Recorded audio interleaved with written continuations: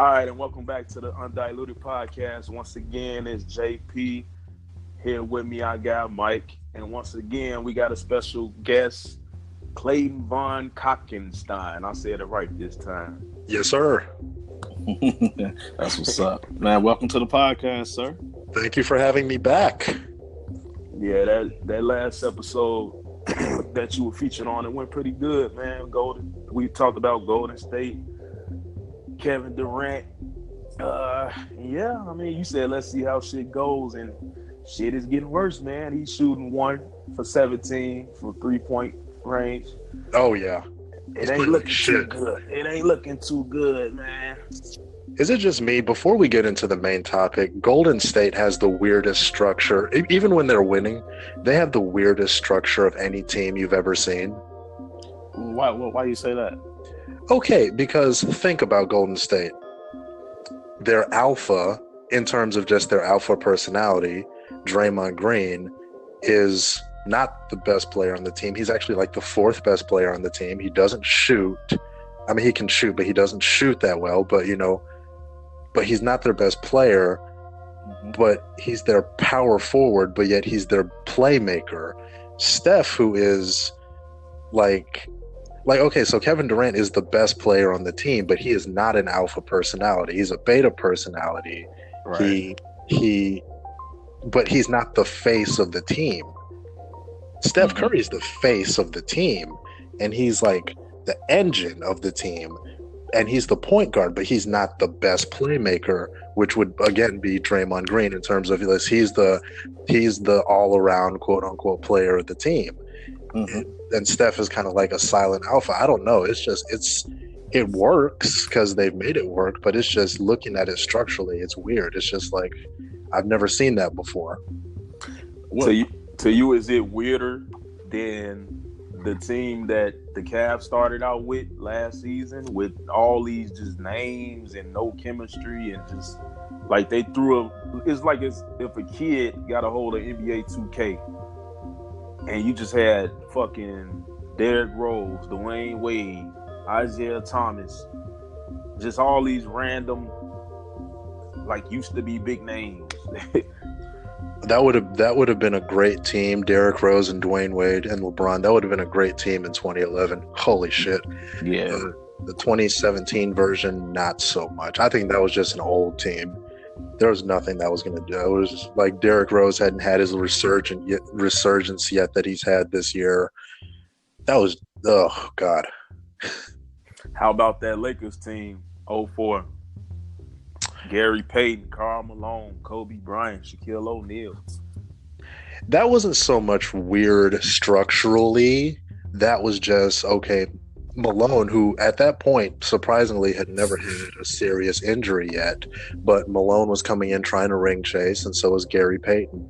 But I thought the team was structured as it should have been. You just Shaq and Kobe, now they were going through their shit. Like that was the battle for Los Angeles. Like that team was something else, man. Like Malone was trying to fuck Vanessa, like fucking Kobe. Kobe's in fucking Colorado because he allegedly raped the bitch with like 8 different semens in her ass, and like Shaq gets snitched on by Kobe. It's just that was the damnedest thing I ever saw. Jesus. And speaking of the Cavs and the Lakers, let's get around to what this episode is all about, people. Yes, sir. We have the GOAT debate. I'm sure you've all heard it, greatest of all time. You always hear who was greater, Michael Jordan or LeBron James. But like my man, the legendary Allen Iverson said, what about Kobe? What y'all forgot? Kobe was a fucking killer. And those were AI words, you know what I'm saying? And AI makes a great point. And I say that to say this. We need to have this talk about who is the greatest between LeBron James and Kobe Bean Bryant. Okay. So, on one hand, one of us believes that Kobe is better. I ain't saying no names. And of course, it's the guy whose name is Mike. Hey, that's the most popular name in the world. Yes, sir. Like Mike. It would have. Kobe should have starred in that movie with Bow Wow. Shots fired. Shots fired. But yeah, I love Kobe, man. I love Kobe. Same. And yeah, I got to pick up that book. Mike has it. He was telling me it's a pretty good book. Yeah, and I'm gonna show, you know, throughout the episode, you know, I'm gonna definitely lay down some gems for you guys on what I've read so far. I haven't finished it yet, but I'm halfway through it. But it's a great read. The Mamba mentality. You know, I think we all should embrace some type of discipline in our lives. So. And although I feel LeBron James is overall a greater basketball player than Kobe Bryant was, no matter how, I mean, no disrespect to Kobe, he was great. And I always feel some type of way about LeBron robbing us of that NBA Finals with the Cavs versus the Lakers. Oh yeah, like come on, man. 2000, we could have had that Finals in 2009, 10, and not so much 11, but even kind of 11. But, you know, Dallas kind of ruined it for everybody. But, yeah. Yeah. Yeah, I forgot about that.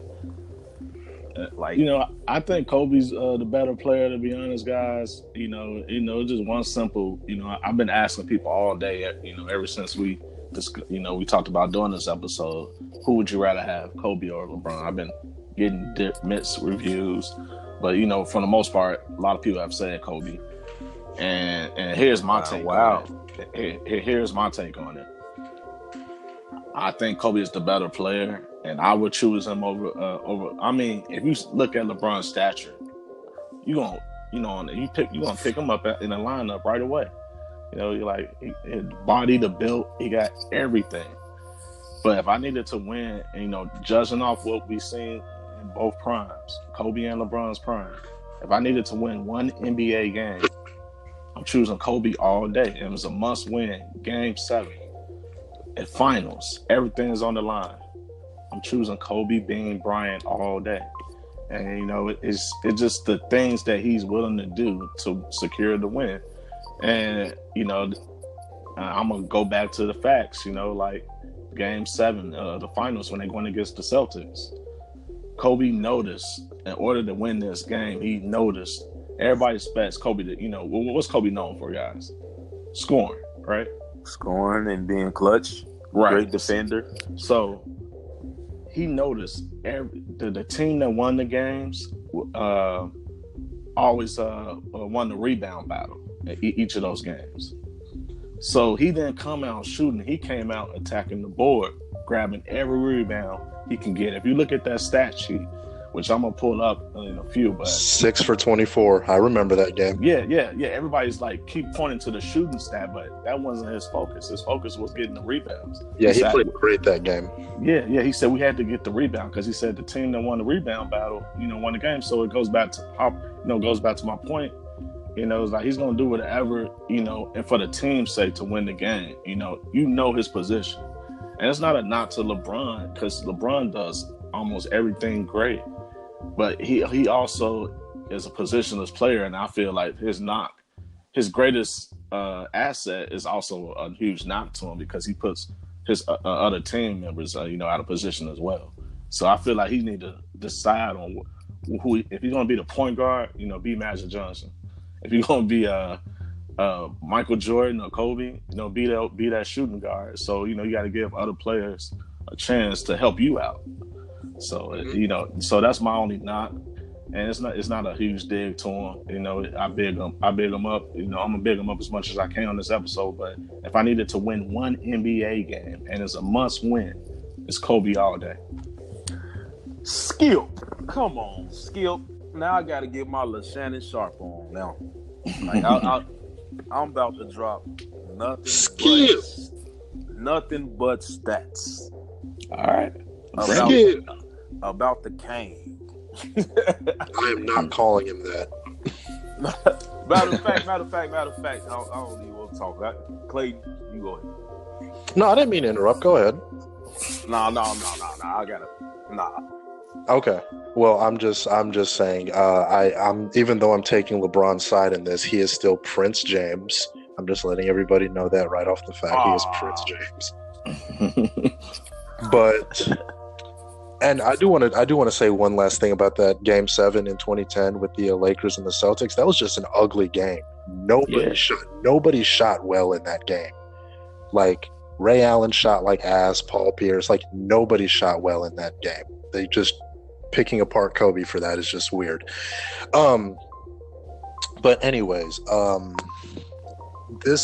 what I really like about this discussion specifically is with Kobe and LeBron, you have two guys, and maybe the two guys since, who are most obviously influenced by Michael Jordan in slightly different but slightly similar ways. Like, just in a very blatant fashion, these are kind of his basketball bastard children in different ways. But nonetheless, the reason why I take LeBron in this particular debate, and it's closer than I've even thought, as I've been looking back at Kobe's career.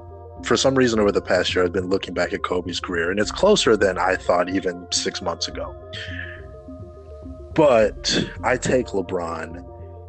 You have to look at just the God-given ability alone.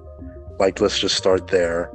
He's a freak of nature. He is one of the freak athletes. He's right there with Wilt Chamberlain, with Shaq, in terms of just 6'9", 2 whatever.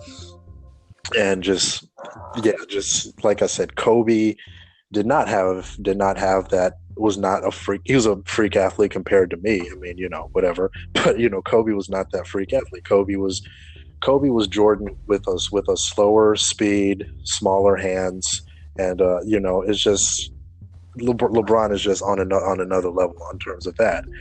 And then when you look at just the other stats, the efficiency, the all-around game, and Kobe won more, yes, but you have to look at how that particularly is spread out. Like, I think LeBron was the best player on all three of his championships, of course, and I think he in his championships beat better competition.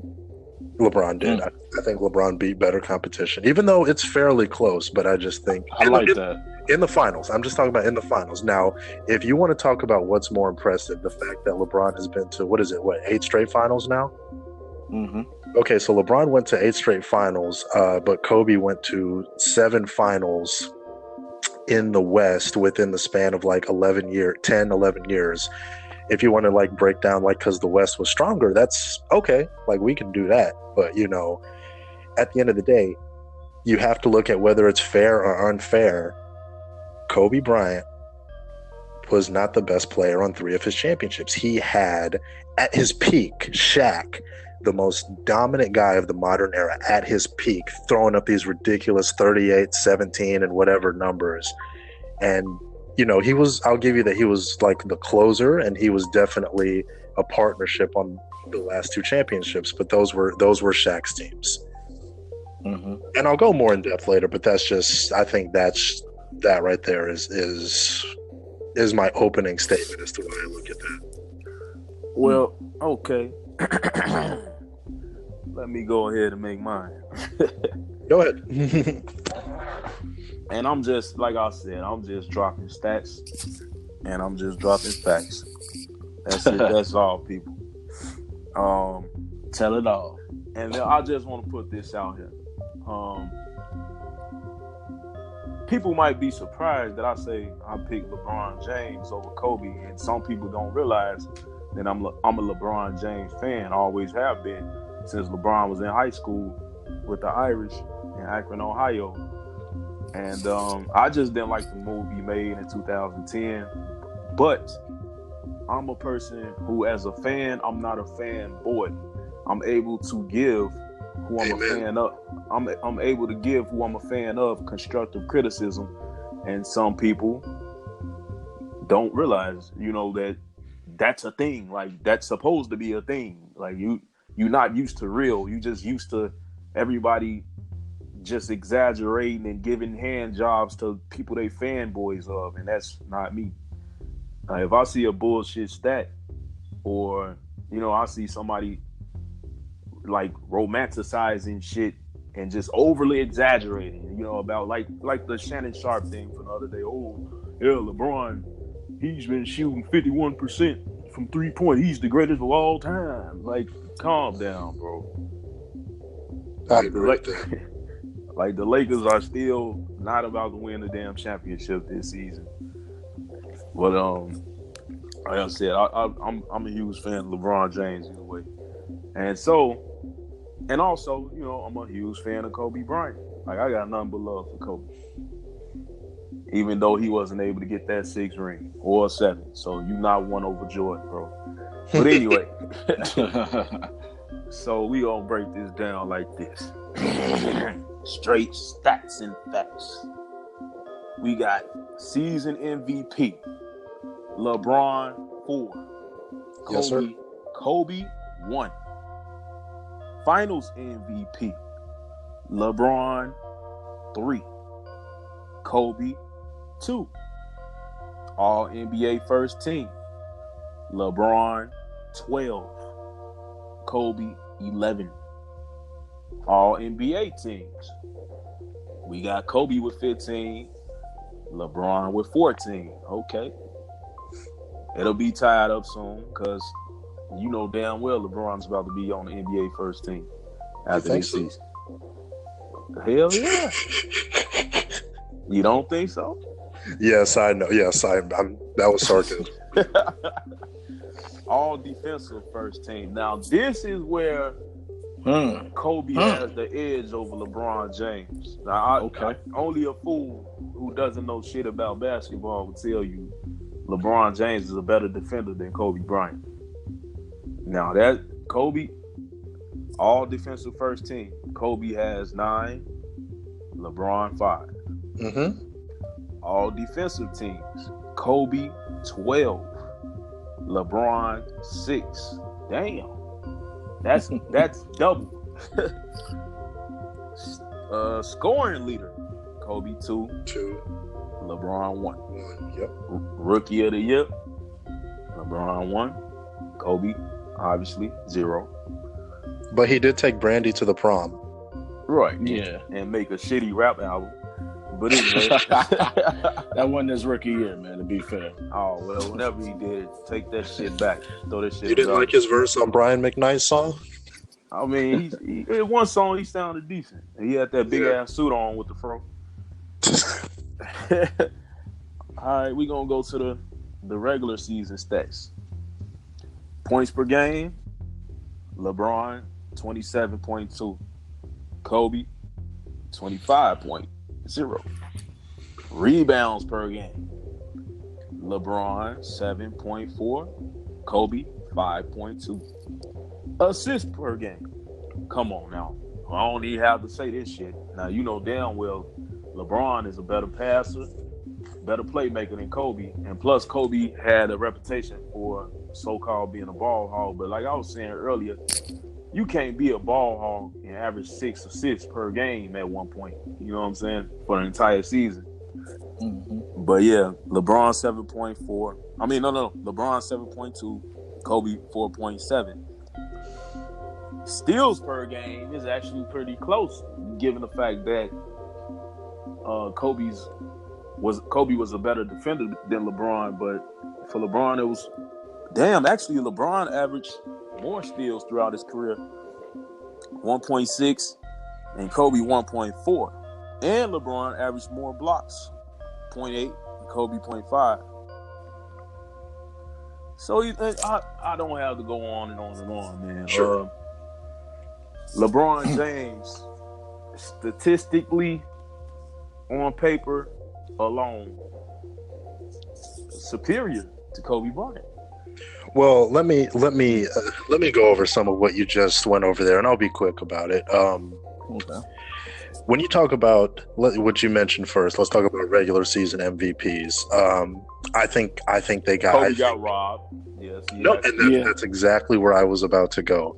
There's this idea that Kobe has been robbed of like 2 or 3 MVPs, and it's most definitely. No, I think so. Steve Nash should not have went back to back. Yes, he should have. Yeah. Oh no, no way. There. I will say, no way. I will say maybe Shaq. You get the first MVP to Shaq, but Kobe didn't even make the playoffs that year, and no, the first MVP the first Nash MVP could have gone to Shaq, but I think Nash, not only with Steve Nash should he have been back-to-back, but he was going to be back-to-back because that's the style of game the league was trying to promote.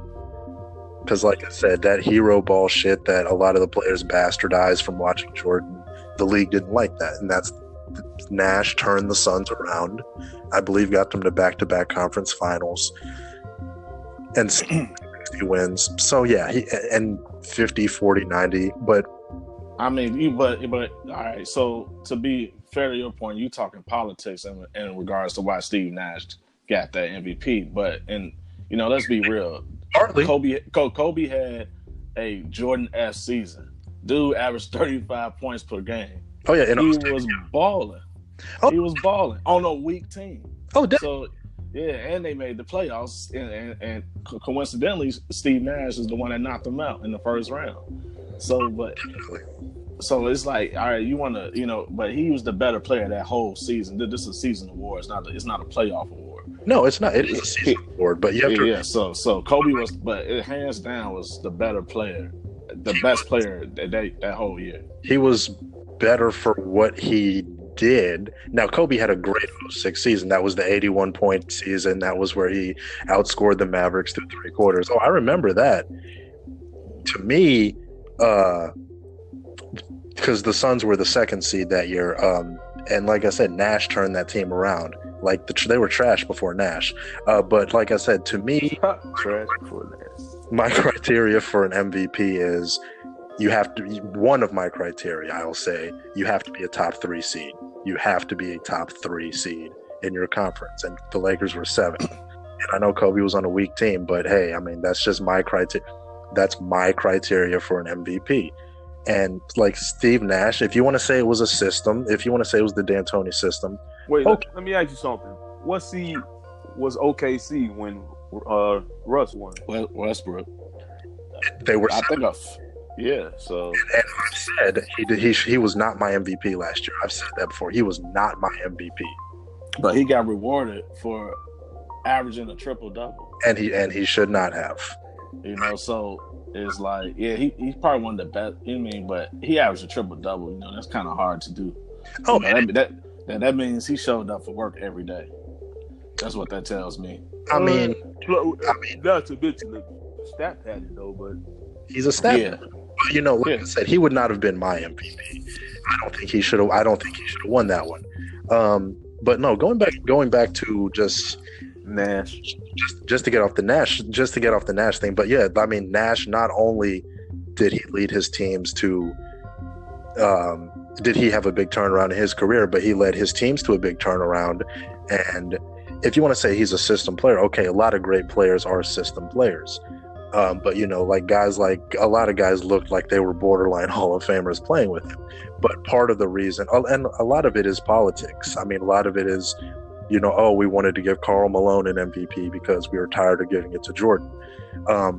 But I think Nash deserved those MVPs, combined with the fact that that's the style of offense that the league wanted. That's the style of play that the league wanted. The league did not want the hero ball type stuff. But however, I just want to go back to LeBron versus Kobe. I think Kobe got the MVP he deserved. I think you can make a case that he could have won for 2009 as well, but LeBron had 66 wins that year with less help. And so I believe that LeBron, and let me just clear this out of the way. There's a lot of bullshit about LeBron that too, because guys like Nick Wright will have you believe that LeBron is the MVP every year, which is not true. He's won the MVPs that he's supposed to. But yeah, I think the MVP thing alone is a good one right there. 4-1. I think it deserved 4-1. Defense, I do give it to Kobe. In LeBron's prime, he was an excellent defender, but he doesn't want to do that anymore. What the fuck was that other statue? What was that other big stat that you read?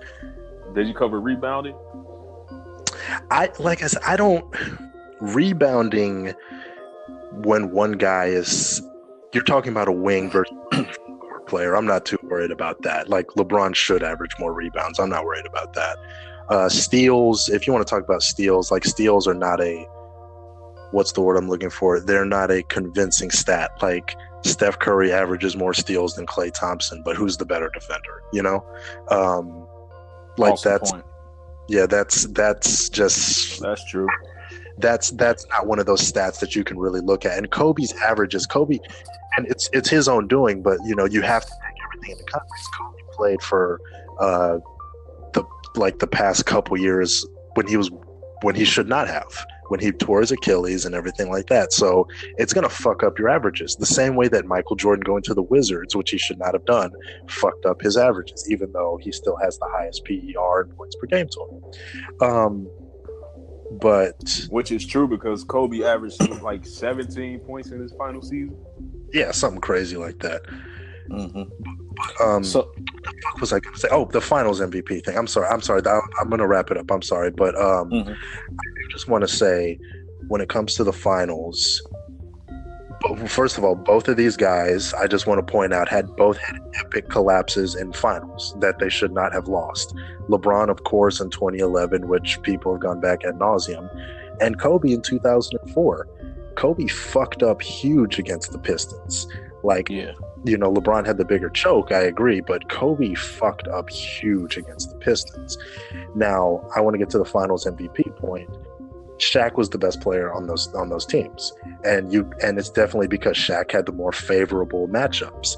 Now, Kobe, that first finals, I know he had the heroics in Game 4, even though Jalen Rose tried to take him out. Kobe had the heroics in Game 4 after Shaq fouled out. So, that's when he really started to get his closer reputation. But, Shaq, you look at do you guys remember, this was a couple months ago, ESPN had who had the all-time best playoff runs individually for each single year. You guys remember this list that came out? No, you gotta clarify.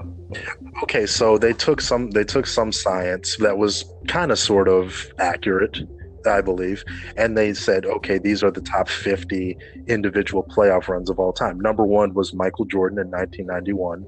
Number 2 was LeBron James in 2012, and Shaq was number 3 in 2000, and then he was in the top 10 again, and then in the top 15 for 2002. And Kobe did not make an appearance on that list until he was number 22 on the list. What? Yeah. And that was his 2009 playoff run. And I think the best version, if you're just talking about longevity, it's not close. And the best peak of LeBron James it's not even close. LeBron over Kobe in terms of peak. And Shaq was the best player on 3 of Kobe's championships. LeBron has been the best player on all 3 of his wins. And I think that's just such a huge point in his favor. And who knows how LeBron could have made it work with a prime Shaq? I don't know, but I don't mean to ramble on. But yeah, for in terms of a lot of that, I'm taking LeBron. So what do you think of the main thing that a lot of people that say Kobe over LeBron when it comes to this debate is that Kobe won 5 championships and LeBron only won 3. What's your thoughts on that? Well, hold on. So let me address all you guys' points because I just sat back and listened. Yeah. All right. So for one, you just made one of my biggest points, Clay, in regards to numbers. Numbers lie all the time. You know, I know it's a saying, you know, men lie, women lie, numbers don't, but you just proved that, you know, numbers can be misleading, which is definitely the case in this debate. Absolutely. And, you know, in regards to it's been the Eastern Conference is, you know, such a weak conference compared to the West Conference. A lot of this time, you know, a lot of people can really chump it up to the Western Conference Finals being the finals, which Kobe made quite a few of those. You know, and going through the Western Conference anyway on a 82-game schedule, and then to go against these teams in the playoffs, you know, it was a tough task. You know, the Sacramento Kings, the Portland Trailblazers, the Spurs, you know, up to recently, OKC was a tough out sometimes. Golden State was up and coming, you know, he was knocking them out. So, you know, these teams, you know, that he kept at bay during his reign, you know, in the Western Conference. You know, him and the Spurs had great battles. He always said that every time he played them during the season, he always measured where his team was going to be, because he know that we're going to see his team down the line. So we had to come with it every game. Oh yeah, let me chip in just for a second. And hold on, and then my biggest point, other than the numbers, is LeBron plays on stacked teams. So it just, I mean, that's just a fact. You know, he plays on stacked teams. And I love his move to the LA. Yeah. You know, because LeBron has played with the most current and former All-Stars and even MVPs, final MVPs and an MVP, you know, than any player of his stature. So it's like, you know, that kind of pisses me off, because it's hard to appreciate from my point of view. Yeah. To appreciate his greatness, you know, and to just sit back and witness, because it's like, you know, it's like you kind of cheating the system a little bit. I feel cheated when I was watching LeBron with these teams, because I want to see competition. I don't want to see you run, you know, just because you felt some type of way against the Celtics. You know, it was their time, just one your time. You know, right? I feel like he just, you know, entered in the cheat code and say, "Fuck that, I'm going for it now, and I need your help." You know, like these, you know, Kobe is the last of a dying breed, and Kobe would never called other players to go, hey, Allen Iverson, Vince Carter, Tracy McGrady, hey, I need your help, let's go win. You know, that would have never happened, you know, and that pisses me off with LeBron, because I know he's great. And I know he can be that dog, and he is. But it's like, it's hard to watch. It's cringe-worthy. It's like watching these, you know, he started the super team shit, and now it came back to bite him in the ass, and everybody going crazy over going. I'm like, well, boo-hoo. You know, like, you know, point the finger at the guy that started this crap, you know? So I'm kind of glad he went to the Lakers, because it balanced out the level of competition, and soon we probably see a breakup with Golden State, hopefully. And, you know, we're going to get back to some competitive basketball where these superstars need to stop teaming up with each other and just compete against one another. Well, we might just see that. I mean, like we said with the whole Draymond and KD shit. But, I mean, I get what you're saying about the West being tough as hell, but at the same time, LeBron had to get through that Boston team that had Kevin Garnett, Ray Allen, Paul Pierce. They was on the tail end, man. That was on like a 2-3 year stretch. So you know what I'm saying, those guys were great. I mean, that was geriatrics, though. You know, it was just their time, man. You know, it was just their time. You can't take away for what, you know, they put their work in. That was some Charles Barkley stuff. You know, like they put their work in. That's totally different. Yeah, but that's totally different. I do think that's for what LeBron did. I do think that's one of the more overrated accomplishments of LeBron's career, even though he did have that excellent Game 6 where he had 45, 15, and 7. Yeah, whatever it was. Anyways, but yeah, I think that would have meant a lot more had he still been in a Cavs uniform. The fact that he jumped ship to beat them kind of... Yeah. I mean, just imagine if he stayed in Cleveland and beat that team. Guess what, though? Those old guys, to win the championship that they did win, they beat Kobe and the Lakers. Yeah. I mean, but that's what we want. You know, ain't that's what you want? It's like we always trying to write the end story. Let's appreciate the journey. You know, it's like that's why I hate, LeBron just immediately entering this code like, man, this is what's gonna happen. It's like the season is already written, and it's because of him doing this super team crap. You know, it's like, ain't you tired of that? So would you have respected it more if Wade and Bosh would have came to the Cavaliers? Well, check this out. LeBron instantly when he made that move, he took away 2 playoff teams in the East. Yep. So he cornered the market and kind of monopolized his achievement. It's like he just cornered the market. And it was tough for all the rest of the teams. The Bulls was the only one, and the Celtics giving up a fight worth watching. Yeah, I mean, but that first year, the way Dallas got in that ass, though, LeBron only averaged 17 points. I don't know, man. I mean, and here's my other point. Get injured. The Bulls go to a finals, by the way. I think they beat OKC or whoever they ran into. Yeah, I'm with you on that, Clay. Not that particular finals. I'm just saying, if Derrick Rose never gets injured, the Bulls go to, I say, the 2014 and 2015 finals. That's just my opinion, though. Man, we was pulling for him, man. I wish, man. It's so sad. It's so sad. Derrick Rose is to LeBron what Penny was to Michael Jordan. It's just so sad.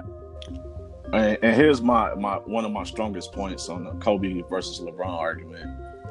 Even MJ, just imagine if you give MJ and Kobe those many cracks at the finals, 8 or 9 times at the finals, I think they're gonna come out with more than 3 rings.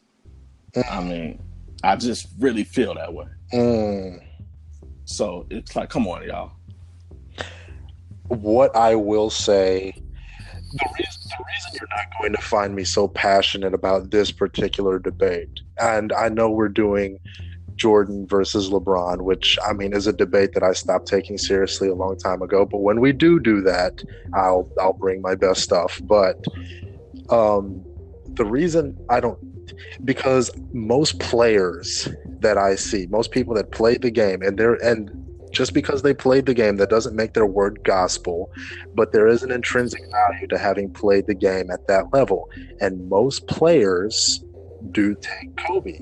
Ron Artest said that Kobe's the hardest that he had to guard, in terms of between the two, I mean, LeBron and Kobe. But yeah, so I definitely, I disagree. I do think that LeBron is the better player, but I'm not super. I believe it, but as I've just looked back at Kobe's career more and more, and I've had time to marinate since his retirement, it's closer than I originally thought. Mm-hmm. But at the end of the day, I think, people try to put LeBron in the GOAT discussion. I think he is closer to Kobe than he is to Michael. I appreciate that on so many levels. Yes. I hate I even brought up MJ's name, but I just wanted to drive home my point. So. Oh, no, you're fine. Like, Jordan has spoken about it before. And like I said, okay, so you don't always have to like what everybody does. One part that definitely helps a player's legacy, and just going back to the debate, one part that helps a player's legacy is how much did you change the game in some way, shape, or form. I consider Michael the greatest because of the paradigms that he shifted. Like, people love Allen Iverson because of the culture change that he brought. Like, the early 2000s hip hop fashions with the tattoos and the jewelry and the do-rags and everything like that. And the braids. Yes, my mom wouldn't even let me get cornrows. Fuck that shit. But nonetheless, but LeBron, and again, you don't have to like it. His impact on the game is showing a lot of these players that in your prime, you can just say fuck loyalty to a franchise. Like, So like I said, a lot of guys are not going to be afraid to team up. Now, Kevin Durant does not go to Golden State if LeBron doesn't go to Miami. Can we agree on that? Yeah, 100% accurate. Yeah. So we can that is true. I can't disagree with that at all. And like I said, we don't see guys shooting 800 threes a season if Steph Curry doesn't change the game that he does. So people don't have to like the impact that you have, but leaving that kind of impact enhances your legacy. Kobe, to me, he was a great basketball player, but I can't say that, okay, like, you know, you can look at style of play as a lineage. I can't look at a certain shift of paradigm in NBA history and trace it to Kobe. So that's another thing I give to LeBron. And here's I want to let the listeners know something that they might not know. At one point, it was not common for a star of a team to be able to control his own destiny and just up and leave a team. yes, You had to be traded, and the first unrestricted free agent was Tom Chambers, and he changed that. That was a huge game changer, man. Was that 1988? What Somewhere year? in that time. Yeah, it was about 1988, and so that it was unheard of for a guy to just be able to. You know, that was critical. Like that was critical, especially for those Piston teams, because you know they had to make a few changes, and Isaiah Thomas orchestrated a few things, off that as well. So yeah, this LeBron move. I mean, of course, he wasn't the first huge, big superstar guy to just go up and go leave and join another team, because I mean, it was pretty huge when Shaq left Orlando and went to LA with the Lakers. Yes, it was.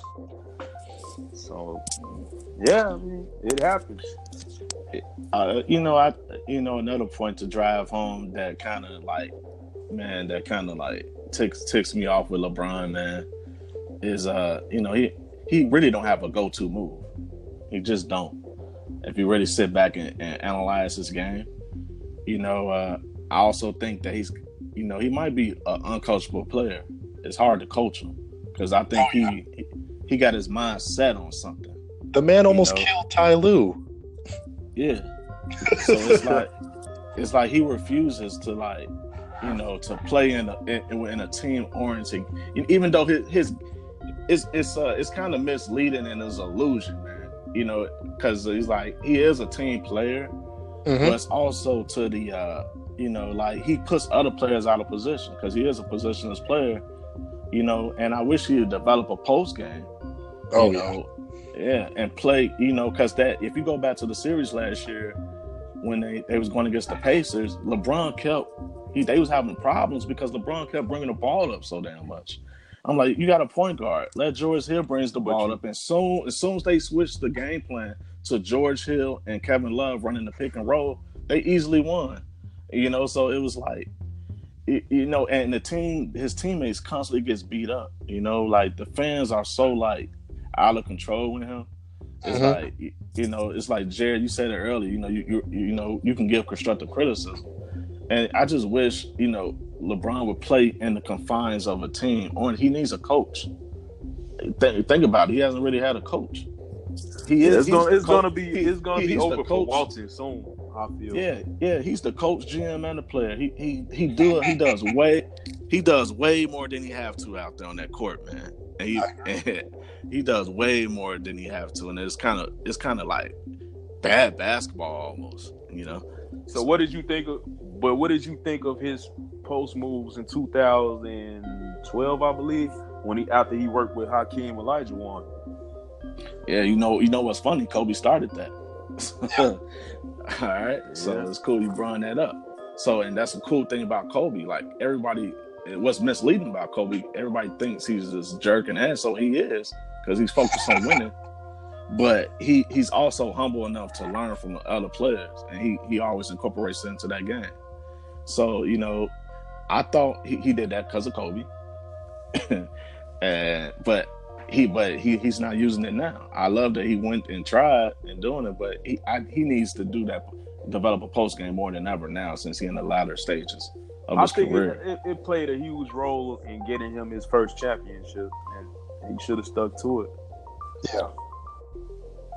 Oh, well, that's the thing. Like Pat Riley, and they were willing to work with him in that regard, because LeBron, like everybody likes to say that he's never had a good coach. Like Eric Spoelstra is a good coach. Spoelstra is a good coach to me.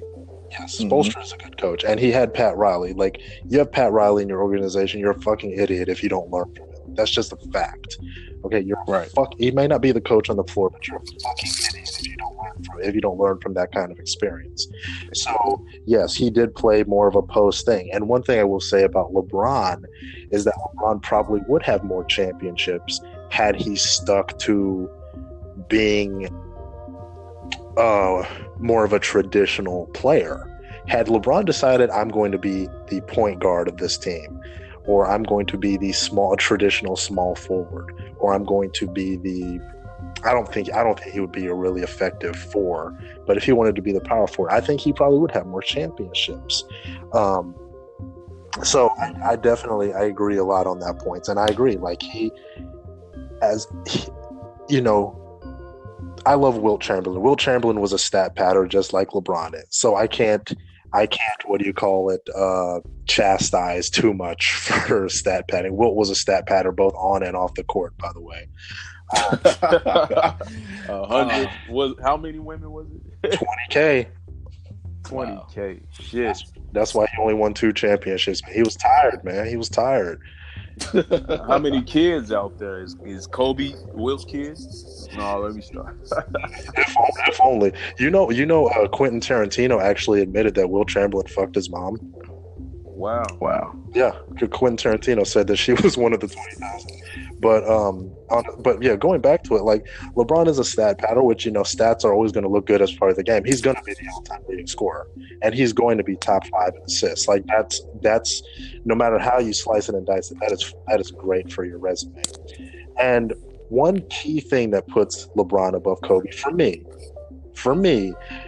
and this is my entire top 10 list. You can make a case that LeBron James is and most people agree, is the best small forward in the history of the NBA. Agreed. Okay, some people still take Larry Bird. I still say you can make an argument for Larry Bird. You have to look at Larry Bird and how he played, and you look at the fact that LeBron is in year 16. Bird only played 12 years, but they still got similar accomplishments. And look at Larry Bird's stat line, 24, 10, and 7. Like, Larry Bird was a great passer and all-around player. But, most people will take LeBron James as the best small forward of all time. To me, there is no case at all to be made for Kobe Bryant being the best shooting guard of all time. For obvious reasons. It is Michael Jordan by a wide margin. But you take away Mike, who's the next best shooting guard. Oh, that's Kobe for sure. Right, so it's like that's kind of unfair to even say. I mean, that's the standard of greatness that Michael set. Like, people people say that I'm unfair in the Jordan LeBron debate. Like, Michael set a high standard, and so like I said, there's a lot of wide things. Like, Tim Duncan to me is the best power forward of all time, and it's not close. Because I agree with that. The next best is Karl Malone. And I agree, it's just not close. Magic Johnson is the best point guard of all time, and I have him as the second best player. And it's not close between Magic, and the next guys who are Isaiah and Oscar. And LeBron can possibly put more distance between him and Bird, but I just look at that and go, okay. As far as shooting guards, yes, I remember Kobe saying, "Let's be thankful that Allen Iverson wasn't a couple of inches taller." Yep. Yeah. So we got to put AI out there too. I mean, look at what he achieved at his height and size. Like it. Oh yeah, I don't know. Allen Iverson to me is 5th all time shooting guard. He's 5th all time. And then if D Wade, if it weren't for injuries, I think we talk a lot more about him as far as greatest players. But injuries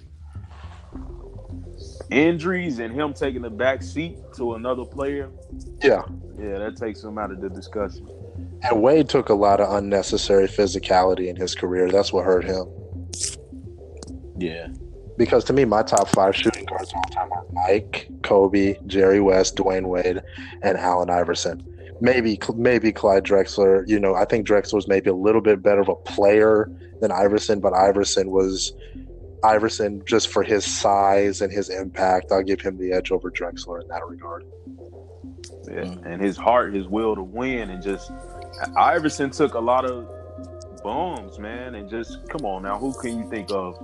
Eric Snow, Aaron McKee, Stephen Hunter, Theo Ratliff. Like, let's be for real. Now, fucking Glenn Davis, Cal Korver. He had a bunch of role players with him damn near his entire career. And Dikembe Mutombo, even though he was Defensive Player of the Year that year for the finals, he had nothing for Shaq. Like he had nothing for him. I saw the guy say, "I can't stop him."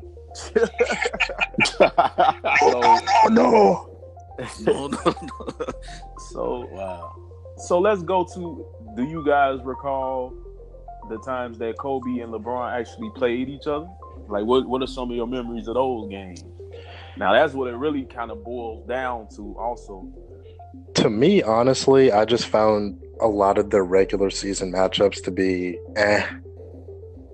Yeah, I mean, the playoffs is what I think it would have turned into something special to see. I agree. And I hate that we got robbed of that because everybody knows. I agree. Kobe's game is elevated in the playoffs, and so is LeBron's game, to be fair to him. Absolutely. And, you know, but I really, honestly, even if they would have met mentally, I just can't see LeBron beating Kobe in the playoffs because mentally, you know, Kobe been there and done that, so he was a step ahead mentally at the time of where LeBron was in his career. You know what I really would have liked? I would have really loved LeBron versus Kobe specifically in 2009. You remember they had the puppet commercials, and Kobe had been embarrassed by the Celtics the year before. Kobe didn't want to face Dwight Howard in the finals, even though they hate each other now. But Kobe didn't. No, he didn't. Kobe didn't want to face Dwight Howard in the finals. He wanted LeBron. He either wanted the Celtics again, or he wanted LeBron fucking James. And I guarantee you, Kobe, with his supervillain self, he still thinks about, damn, I wish I could have beaten this guy in the finals one time. And the debate. Yes. In his mind. Yeah, I agree. Yes. LeBron robbed us of that shit. Yes. Yeah. How you lose to Dwight Howard, man? You know, like, well, that team, but that team was good. Fair, he was surrounded with a lot of good shooters, man. And when you got the big man down low, like such a great guy like Dwight Howard in his prime, drawing all that defensive pressure, then you leaving all of these guys open like Rashard Lewis, Turgaloo. They had JJ Redick. Here's another thing that I'm gonna one up Kobe on. He made it look so damn easy going against him. You know, that team. Oh, yeah. You know, everybody knew it was a win, but that's due to his film study, his work ethic, the fundamental things that I don't think LeBron was doing early on in his career. You know, it's like I think he took a lot of that stuff for granted and played off of his talent. I think he's more of a talent guy than a film study guy. You know, Kobe was obsessed. Like Kobe was obsessed, man. I just read a portion in his book. He says I used to read the referee handbook, and he said, and guess what? He says, like, you know, it's 3 referees, and then, you know, and based off where the ball is on the court, the referees are positioned. So he said he used to find the blind spots on where he can get away with holding, poking, traveling, all types of stuff. Any advantage. This cat was crazy obsessed with getting over. You know what I'm saying? Man. So it was like I think LeBron just wasn't that, you know, on that level. He was just so overly talented. He is overly talented than Kobe. You know, God gifted. But check this out, Kobe, bro. You got on another level. You got to give it to LeBron that man is super disciplined. Like the way he eats, the way he takes care of himself. Like, nah, I'm just saying, like, look at LeBron. There's a fly on the wall. I'm sorry. Look at LeBron. Like this guy is huge and he's cut up. And LeBron is very disciplined as well. It's just we don't hear all these stories. Like I think he's kind of private in that regard. Yeah, but you got to read between the lines on that one, because you know he spends a lot of money on his body. every year. And I just think Kobe went throwback where you just go to the gym, man. The dude is at the gym 5 times out the day. I agree with that. I mean, he don't leave the gym until he gets 1,000 mates. LeBron works out a lot as well. I mean, he takes one vacation with his family, and then the rest of the summer you see LeBron posting videos. He's in the gym. This dude is working out like fucking Vegeta during the summer, bro. He's in chambers and shit. He's running underwater. He got a big ass band around his waist. He's doing all this next level training shit. I'm not. I hate that I keep knocking that work ethic. I'm not knocking LeBron James' work ethic, but I don't think his obsession was as high as Kobe's in the gym. That's my personal opinion. I mean, this dude is sitting in cryo chambers and shit, man. Like, do you guys think? And I know it's crazy saying this, but like, part of what separates the two, especially for me, is that Kobe, even though he was a high school draftee, he did not have the hype going into the NBA that LeBron did. Another fun fact. I'm sorry. He was drafted by the Hornets and got traded to the Lakers for that Vlade Divac of all people. But do you? That's part of what does it for me is that. But is it fair to call? Would you? Because like I remember with LeBron, he's got chosen one on it. Like they were calling him that. They were saying he's going to be the best ever and everything like that. Like this isn't necessarily a difference maker in terms of better player. But do you think that Kobe is an overachiever? And do you think that LeBron, you can maybe say just because of his lack of winning, is maybe, I don't want to say an underachiever. I think Shaq's an underachiever. But do you think that LeBron is, I don't want to say underachiever because I don't think he is. But I know what you're saying. Yeah, I agree. Yeah, I definitely agree with you, man, because he put the work in and he did it regularly. I don't think I expected Kobe to win 2 championships without Shaq. I expected 1, and I didn't expect Shaq to win 1 without Kobe. Yeah, then he went 3. He went to 3 straight finals too without Shaq. So if Kobe had three-peated twice, I think that would change a lot of things because he would have to beat Boston for the first one. So I think, or Miami, if he had gotten there in 2011. So I think that could have changed a lot for his legacy too. Yeah. I think he was prime before his Achilles popped. He was prime, man, to go get back into that hunt. But you just seen it. But check this out, bro. Oh, and one trivia note: Kevin Durant was the best player on the last team to eliminate both guys. Just saying. Oh, wow. Because Kobe was not in the 2013 playoffs, even though they made it. So Kevin Durant was the last guy to beat Kobe in the playoffs. And one thing, here's another reason why I say LeBron James is greater than Kobe Bryant. You take, no matter what roster you give LeBron James, they're going somewhere. They're doing something. They're not having a losing season. They're not getting eliminated in the first round. LeBron is not going to get injured with a major injury, period. And that's proven. This dude is a freak of nature. Yeah. I agree with that. Okay, so I asked somebody, the Kobe versus LeBron argument, and this is funny. He said this. He said, "Well, man, I'm gonna take LeBron because if the team has good players, I'm gonna take LeBron, but I'm gonna take Kobe if the team is weak." Bro, it's proven. Think about it. It is proven that Kobe can't take a bunch of bums anywhere. Kobe even at one point. So compare these teams though. Compare these teams that that LeBron has taken compared to. Oh my God! Another reason.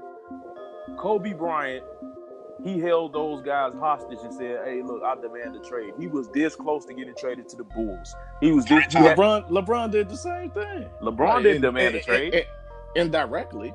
No, he didn't. He didn't do it though. Kobe has to be traded 3 times too. Yeah, it's Kobe, like the same and difference. then he met up with the Clippers, and he's like, "Yeah, I want to play some of the games in this other arena sometimes, closer to my place." Like, what the fuck? I think that's a weak argument, but I want to go back to the teams. I want to go back to the team thing. You know, let's focus on that. Let's focus on that point real quick. I'm saying, but you made a big point about. I mean, you made a big deal about LeBron leaving or whatever. But Kobe, it might not have been a super team, but Kobe wanted out of the Lakers at one point. All right, but my rebuttal to that, he was trying to get out of it because they wasn't helping him out, just like LeBron's situation. But the thing of that, my point is, he ain't go ask to get teamed or orchestrate a super team. He just wanted to get up out of there. So it's like, you know, but I want to get back to the team thing with you. You saying that LeBron carries these teams, but look at his teams that he's carrying. It ain't like they're bums, bro. And his teams are not weak. In 2007, my man had he had Keisha Cole's. You will respect Boobie Gibson. He had Keisha Cole's ex-boyfriend. I mean, husband. I'm sorry, I give him that. He was a husband. He had Danielle fucking Marshall. He had Drew Gooden. He had Big Z. Who else did he have? Vera Jao. Yeah, was he? He had Vera Jao. Those guys were not like some great players, man. Like they weren't even supposed to be in the damn finals, but LeBron James willed them there. With I don't know what was going on. Keisha Cole was putting the Jill Scott on Boobie at the time, and he was he was motivated as fuck. I don't know, but. And to me, believe it or not, that's LeBron's one of the greatest shining moments. I think he robbed, fans, a fan that's all about competition of that by teaming up with other superstars. It's like I agree with that. Like why team up? You're doing this, right? You taking these bombs, so you say. I'm not calling them bombs. They were a bunch of average players, though. Yeah. He took a bunch of average players. So what? You're 1 or 2 pieces away to actually winning the thing. No, one of them asked me for change. No. One of them asked me for change at Walmart the other day. They're bums. You took these bombs. Listen, man. They want to do it the traditional way, man. They lost to the Spurs in horrible fashion, man. It was the lowest rated NBA Finals for a reason, man. Oh, I didn't even watch it. That final sucked. It was terrible, and it was one-sided as fuck. It was ridiculous. So no, they weren't one piece away from winning the championship. It was several pieces. It wasn't even close. Period. Well, they should not have beaten Detroit. Like, the Pistons shit the bed, and then LeBron in Game 5.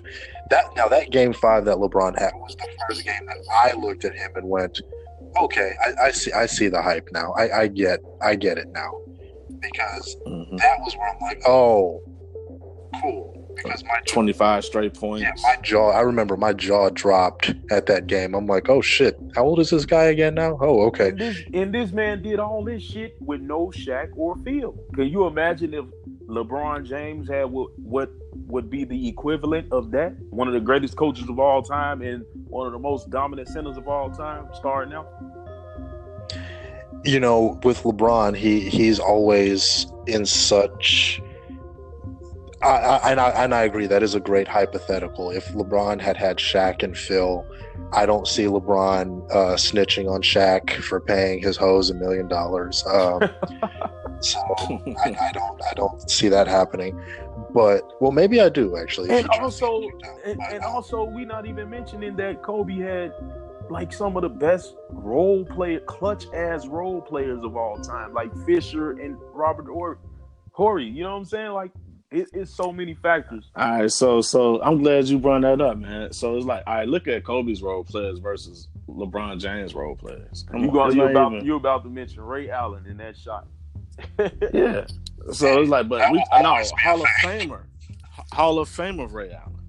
So it's like, LeBron James teams were just better than Kobe's. I mean, can we agree to that? Are we which ones are we talking about? I don't think LeBron James has had anyone like Shaq, man. No, which ones versus which LeBron teams versus which Kobe teams? Let's focus on the last 3 finals that Kobe been to. Those teams. Okay, so we're talking about the Gasol, the Artest, the Andrew Bynum, those teams versus which LeBron teams? Let's go to the Miami Heat teams when he first started winning. So you want me to take the 2012, 2013 Miami Heat versus those Miami Heat teams versus the last 2 championships for Kobe teams, right? Right. I will give the edge in terms of just what was the better team. I give the edge to the Miami Heat. However, I think those Heat teams were better than those Lakers teams. However, I do think LeBron also just played out of his fucking mind in 2012. And I think that 2013, for the most part, he did really good. But, when he got his headband knocked off in Game 6, I don't know what the fuck happened. He just went off. And then, he did get bailed out by Ray Allen. I mean, it's one of those, and he had a great Game 7. So, but I think he played better in those finals than Kobe did. But I say LeBron did have a better team around him, yes. And for the and do you guys agree that LeBron had overall in his career who had better teams in general? Check this out. Ron Artest was a terrific defender, and then you had Lamar Odom, who was one of the greatest point forwards up there with. He's like a Scotty or like a poor man's LeBron as far as being a point forward. Then you had a motivated Andrew Bynum. Oh God! You had Paul Gasol. I can't believe you're trying to compare these teams to LeBron teams, man. Bro, I'm just saying you really breaking it down. These were very talented guys. I agree with that. They're very talented, but I still give the edge. If you're talking about Miami versus that LA team, I give the edge to LeBron's Miami team. But I look at. Come on now, I gotta look at it like this. I do agree that LeBron never had anybody as great as Shaq in his prime. I will give you that. LeBron. Yeah, I would say that as well. Kobe had the better one. Kobe had the better one teammate. That's my whole point. The better one teammate. Out of all the many teammates, the dude has played. Let's list all the All-Stars LeBron has played with that helped him get him to the finals and his championships. He's played with Dwayne Wade, Chris Bosh, Ray Allen, Kevin Love, Kyrie Irving. Who else on the Cleveland team? He even had Derrick Rose at one point. He had Shaq for a year. Yeah, Shaq for a year. I mean, who else? Mike Miller. Mike Miller was huge to that team. No, and going to that Miami team, he also had Shane Battier on there, who would often guard the best player. Jason Williams, I think. No, Jason Williams wasn't there for that second stint, was he? No, that was the early 06. That was the 06 Miami championship. Yeah. I think Richard Jefferson, Shannon Fry. It's like he has all these household names on these teams. And my point I'm trying to drive home here to close out on this little point is that what I love about Kobe's teams, these guys that made a name, like he had role players that kind of made a name for themselves. They weren't really nothing after they left the Lakers, but you had like people like Trevor Ariza, Shannon Brown, Vujicic, those are all really good, solid players. But my point is like they're not all stars. They just players that's like good at what they're good. At their skill set. Shane Battier. They don't have to be no all-star. My point is, Kobe didn't need no all-star to succeed. These other all-stars. I mean, he didn't need no household names. While LeBron was with the Heat, Wade was an all-star. Bosh was an all-star. Yeah. Who are the other All-Stars? Ray Allen passed his prime, but like I said, greatest 3-point shooter of all time at that point, and did bail him out. I will say, like, that first three-peat Lakers team was Shaq and Kobe, which ended the NBA on NBC in horrific fashion with that BS finals against the New Jersey Nets.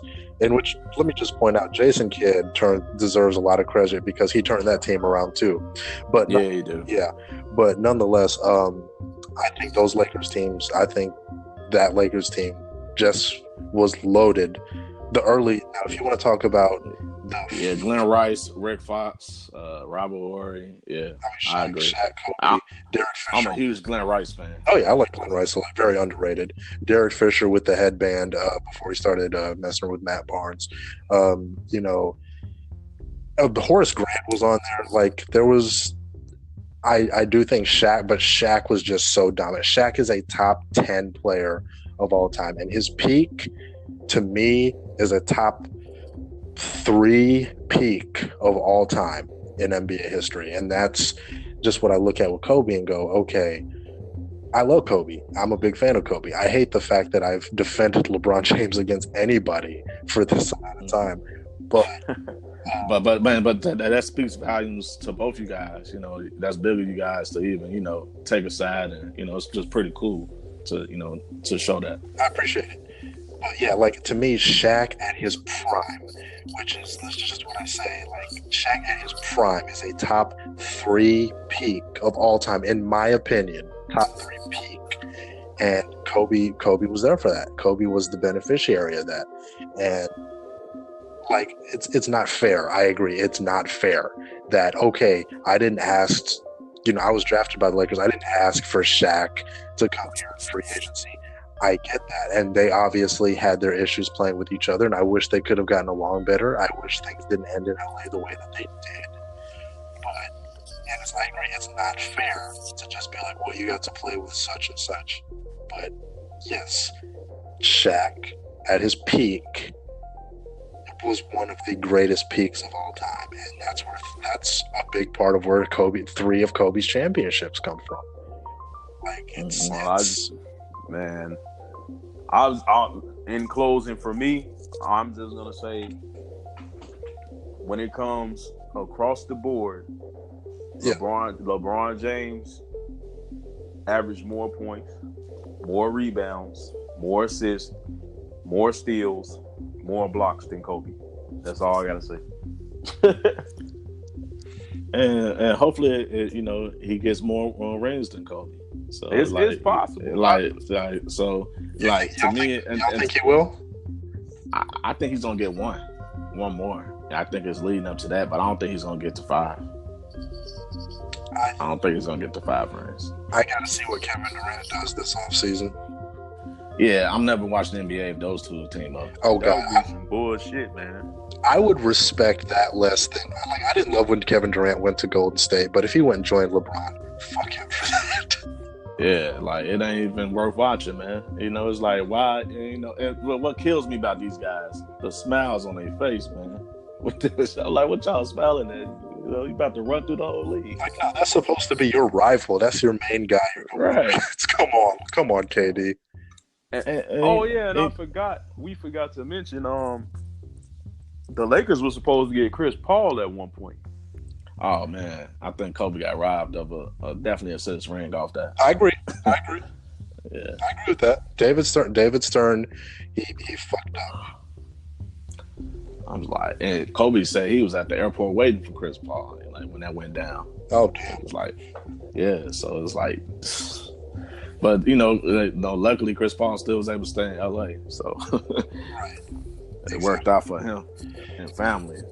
But in my little closing argument in regards to the Kobe and LeBron debate, I just feel I haven't mentioned this yet. When LeBron came into the league, the hype was so kind of crazy, man. It was so overbearing. It's like he won and didn't even do nothing. He got the $90 million contract. Yeah, he wears the number 23. He got the chosen one tatted on his back. So he's like, the fans that love him so much, it's like he kind of open. He welcomes this criticism, and then when he doesn't show up or put it out in the finals, it's like, you got to win, man. I think the hype was just too much. Even Michael Jordan was, they kept trying to compare him. They still trying to right now. Oh yeah. Michael Jordan famously told Stephen A. Smith, he like, let that boy win first. He ain't even did shit. Exactly. So it's like, I think LeBron embraces that hype to his extent and to his discredit for me personally. He embraces the hype. He puts the cart before the horse a lot. I will respect him more as a better player than Kobe. If he didn't start the super team era stuff. It's hard to appreciate his greatness when you're teaming up with other all-stars. And before him, you're right, Jared, he took control of that. But I think that's also a discredit because you're taking away real competition. And, it's like kind of hard to watch because, these fans get mad, oh, he's playing against the greatest team ever. But I'm like, he kind of created that team. Yeah. So it's like you can't cry with spoiled milk, man. One more thing I love about LeBron that he does that Michael and Kobe didn't really do is conscious. Don't say it. Please don't say it. But we keeping it straight on the court though, man. I know, but I'm saying that hey, at the end of the day, that's going to be a part of his legacy. I don't have enough time to talk about that. That's going to be a part of his legacy, man, and I love that about him. I look. Yeah, okay. I'll talk about that another time. But maybe when we do the Jordan versus LeBron thing, I'll get into that. I don't even think that's what's the debate about that. I don't think that would be fair to LeBron. And we talk about that. I'm just saying, you have all these controversial incidents. It's not like he needs publicity stunts or anything. He's one of the most famous people on the entire planet. So, when we do the LeBron versus Jordan podcast, I will elaborate on my thoughts of LeBron X later on. But LeBron X. But in closing to this, as far as my closing statements, just in favor of LeBron over Kobe Bryant, I agree. There's a lot about LeBron that is to be desired. I don't love that he started the super team shit for this era either. I just think that when you put the two guys, come in closer to your mic, Clay. Oh, I'm sorry. Can you hear me now? Uh-huh. Yeah. I'm sorry.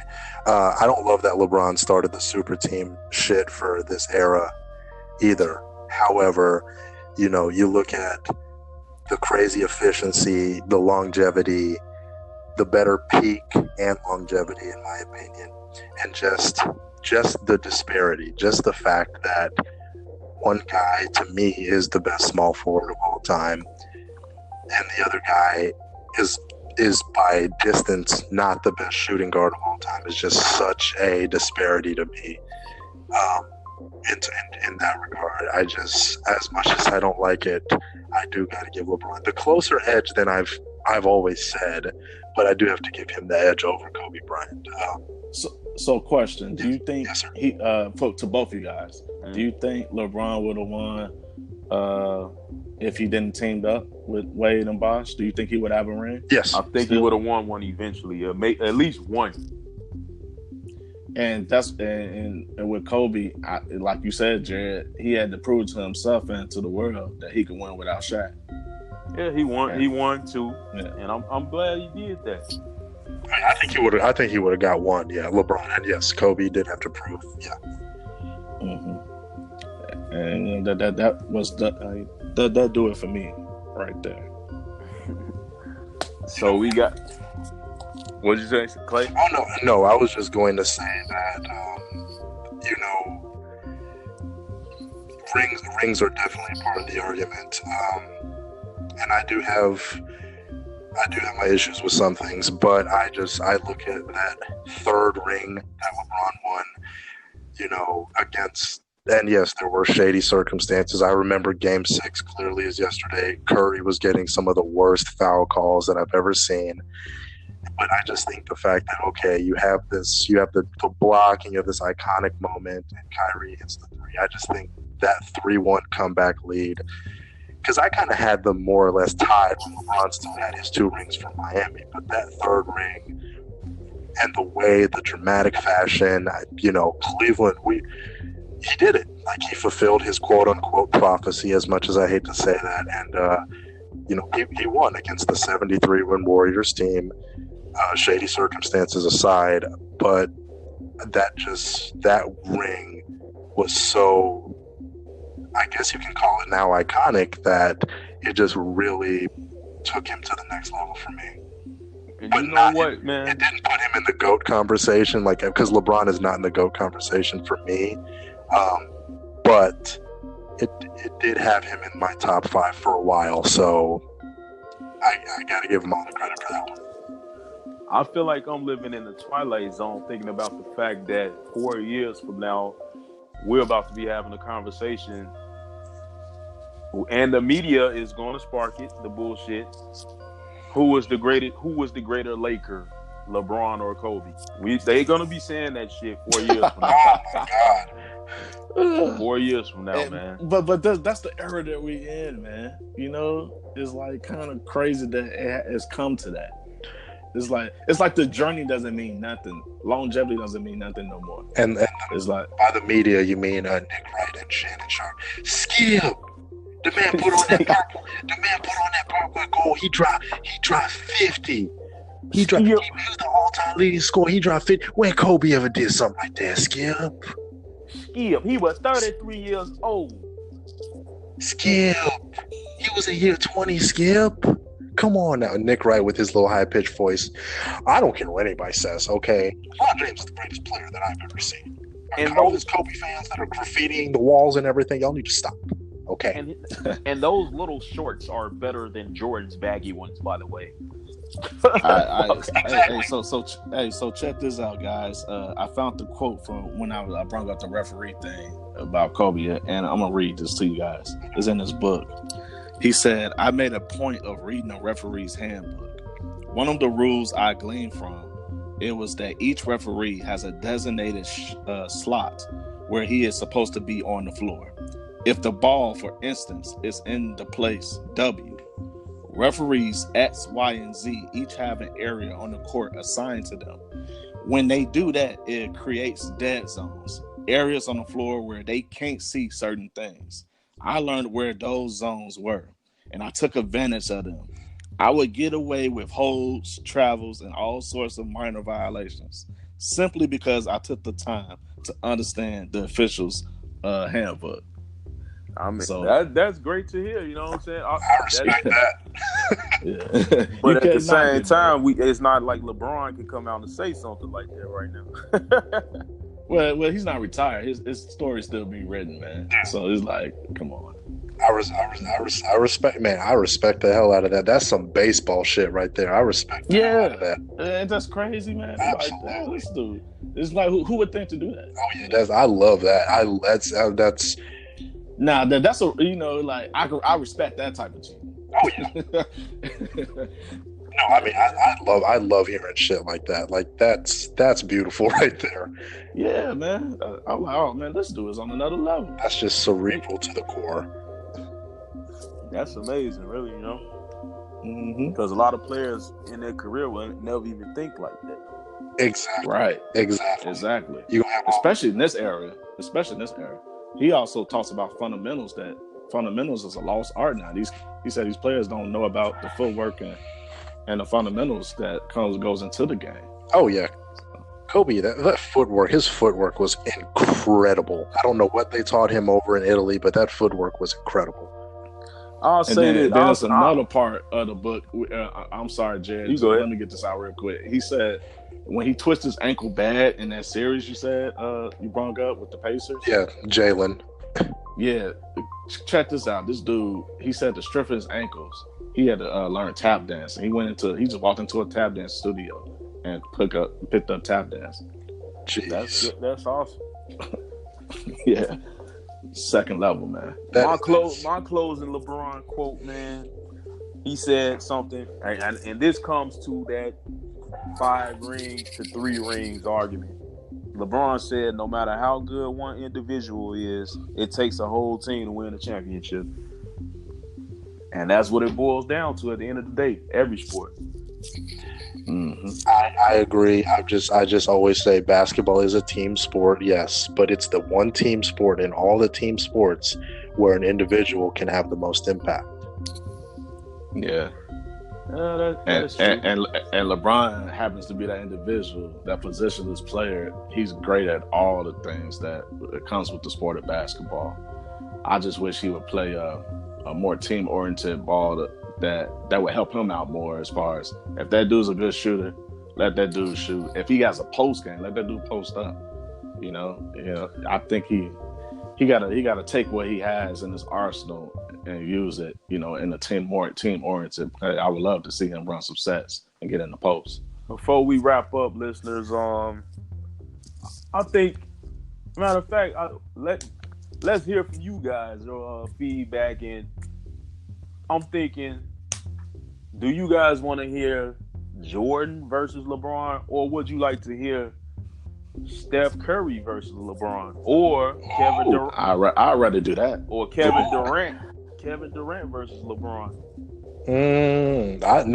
I'm liking that Curry versus LeBron idea. Yeah, I'm loving that one. Yeah, we can make that happen, and then we can have a couple of more guests join in next time. Those who couldn't make it. Roosevelt, your ass, you ain't gonna never be on the podcast. You be on bullshit, whatever.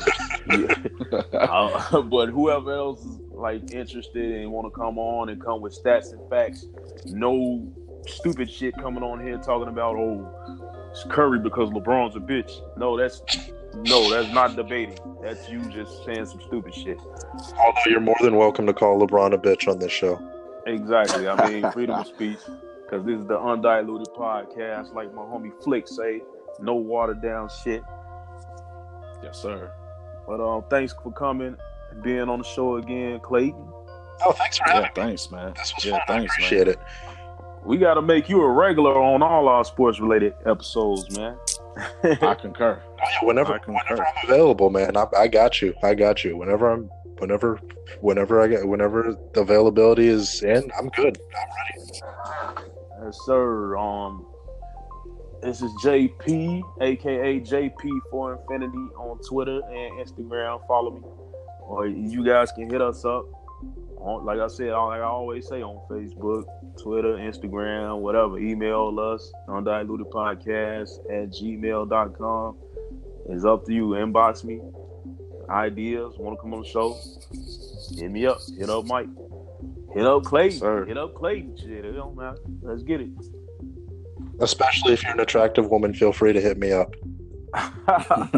Right. Anything you want to say in closing, Mike, before we wrap it up? Man, shoot, man. Just be on the lookout. What's our next episode? What are we doing? Walking Dead? The next one. Oh no, it's the Friday. No, it's the Friday. Maybe Creed. Slow Jams. Maybe Creed. I don't know. We'll figure this shit out. Oh yeah, I'm going to see Creed tomorrow. I think I'm going to go see Creed tomorrow too. I do want to say a couple things in closing. I just want to say that Barry Bonds was the best player of the '90s, even better than Ken Griffey Jr. And I just want to wish everybody a happy Thanksgiving. Yes. Oh yeah, man, definitely. Thanksgiving is Thursday. Happy Thanksgiving to you people. That's a good point. Mm-hmm. And thanks for listening, guys, and peace and love. Yep, as always, till the next episode, man. Hasta la vista, babies. Adios.